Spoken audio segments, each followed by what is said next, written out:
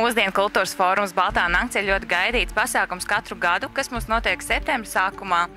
Un pastāst lūdzu par Baltās nakts tradīciju, kur un kad meklējam tās pirmsākumi. Jā, septembra sākumā Baltā nakts vienmēr nav bijusi Rīgā, bet jau pēdējos gadus ir tiešām šis te laiks, pirmā sestdiena. Un Baltā nakts ir aizsākusies Parīzē 2002. Gadā. Rīgā šogad viņa notiek jau 10. gadu pēc kārtas. Kāpēc septembra sākumā arī tāds jautājums? Protams, viss atgriežas no brīvlaika, vasaras, un rudens ir lielais kultūra aktivitāšu periods.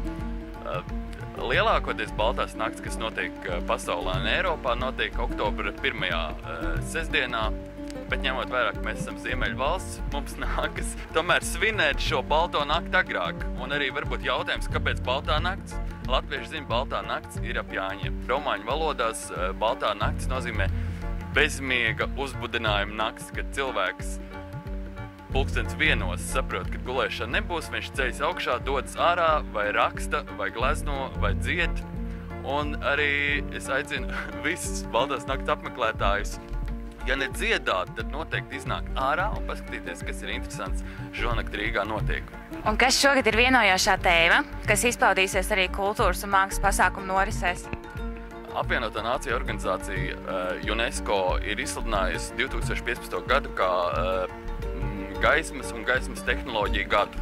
Un tad arī mēs nolēmām, ka šo te gaismu mēs varētu ievest arī pilsētā mūsu septembra sākumā. Aktīvākie punkti Rīgā, kur skatītājiem un pasākumu apmeklētājiem potenciāliem ir jādodas un jābauda Baltā nakts. Par programmu mēs noteikti varam iezīmēt tādu jaunu lietu, kad daudz, kas mums šogad notiek tieši Pārdaugavā.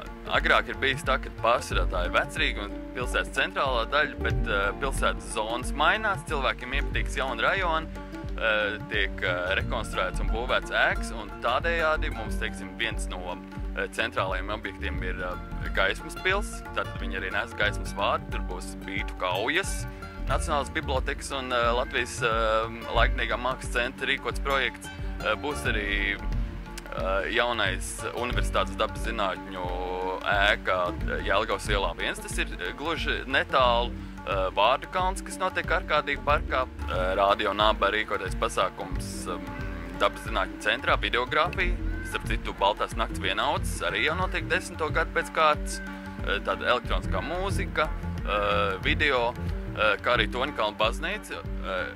Ļoti iesaku aiziet, viņi ļoti uzcītīgi strādājuši arī iepriekšējās Baltajās naktīs.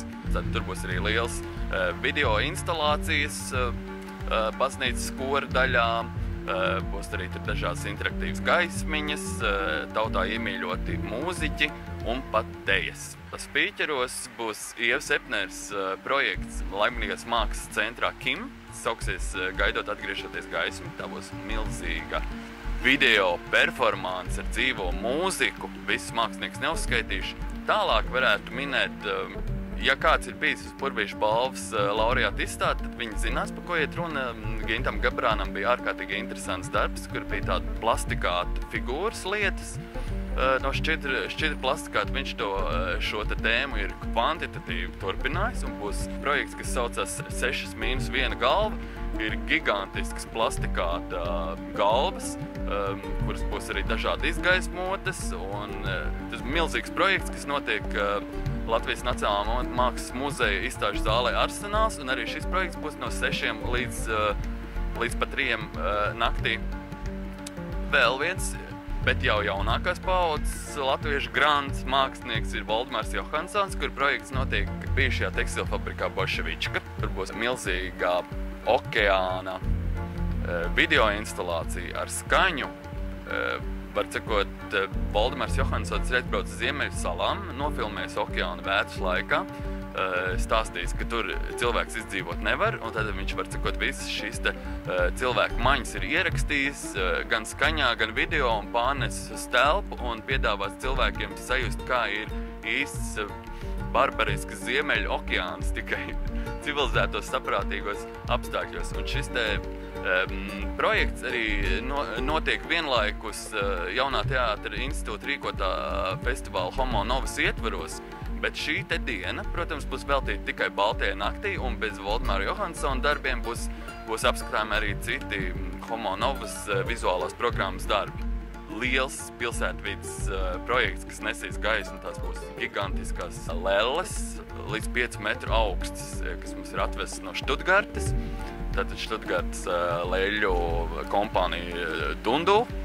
Tātad viņi būs skatām 2 performances Doma laukumā, un viņi arī pastaigāsies pa pilsētu, ko viņi mums nav atklājuši tieši kādā maršrutā, bet, jādomā, ka tā būs Kaļķa Šķūņa iela.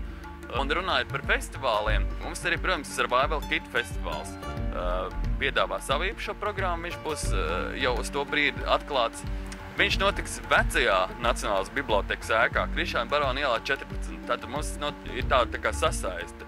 Vecā biblioteka, jaunā biblioteka, un tur būs arī interesanti performanču programma. Vēl no festivāliem, kas mums rudenī notiek un ir tradicionāli Baltās nakts draugi, ir īsfilmu festivāls Divas Annas. Viņiem būs programma kinoteatrī Splendid Palace, kinoteatrī Kā suns, kā arī jaunajā ļoti interesants maziņš kinoteātris Kino Bīze, Elizabetes ielā 37. Vēl es gribētu minēt vēl vienu mūsu lielo draugu novatoriskais mūzikas festivāls Skaņu meša, un arī kā ļoti tradicionāli viņš norisinās Anglikāņu baznīcā. Tur arī būs ļoti plaša, interesanta programma no 9 vakarā līdz 3 naktī. Tur būs ļoti daudz kvalitatīvas mūzikas un arī īsfilmas. Gribu vērst uzmanību, kad Rīgā ieradīsies arī slavenais amerikāņu novatoriskais mūziķis, varētu teikt klasiķis Šarlamains Palestāins, Steve Reich un Philip Glass laika biedrs. Būs arī Tonija Bebana un Rodrija Devīza uzstāšanās, kā arī projekts Plapla Pinky. Mūsu pats lielākais projekts un starptautiskais sadarbības partners, ar ko mēs ļoti lepojamies, ir Franču laikmatīgās mākslas izstāde Rīgas mākslas telpā no 18 līdz 3 naktī. 56 autori, tātad ārkārtīgi plaši, varētu teikt, vēsturiski izstāde, kas ir Rīgā, tik plaši laikmatīgās franču mākslas izstāde nav bijusi. Tas ir tā vērts apmeklēt, bet ja nesanāks, jo es pieņemu, ka tur varētu būt arī liels cilvēku piepildums šajā izstādē, tad nenokariet degunu. Šī izstāde tiks turpināta līdz pat 20. novembrim, bet tikai šajā Baltajā naktī viņi būs pieejami bezmaksas, kā arī jebkuri citi pasākumi. Tad Baltajā naktī viss ir bezmaksas. Tas ir viens no mūsu galvenajiem uzstādījumiem, jo Baltā nakts ir demokrātiskākais, labākais, gaišākais, skaistākais Rīgas festivāls, kurā piedalās visi. Šo svētku laikā tiek apvienot dažādi žanri, gan deja, gan mūzika, gan kino. Jā, žanru klāsts visplašākais ir mūsdienu kultūras fórums, tad nozīmē, ka tur ir visplašākais mākslas žanru klāsts un ne tikai, jo kultūra jau sevi ietver arī cilvēku sastapējās attiecības. Gana daudz visādi pasākumu, kur mums ir jādodas, lai neapmaldītos visā plašajā pasākumu virknē un tomēr varētu vēlreiz un vēlreiz pārliecināties, kur mēs vēlamies doties. Ārkārtīgi labs jautājums. Varbūt sāksim ar mājaslapu. Mums ir tāda mājaslapa www.baltanakts.lv, kur programma ir ļoti ērti izklāta. Visiem iesaku izpētīt šo programmu, sastādīt savu grafiku un pēc tā vadīties, jo, kad jūs saliksiet to karti, saliksiet tās sirsniņas, tad pēc tam var nospiest pogu augšā labajā stūrī, apskatīt manu karti, un tur būs kartē salikts jau atzīmīts, kur ir izvēlēti objekti, to karti izdrukāt un, protams, pēc viņas vadīties un tā arī apmeklēt šo Balto nakti. Tātad tā ir nakts mums no 5. uz 6. septembri, sestdienas nakts.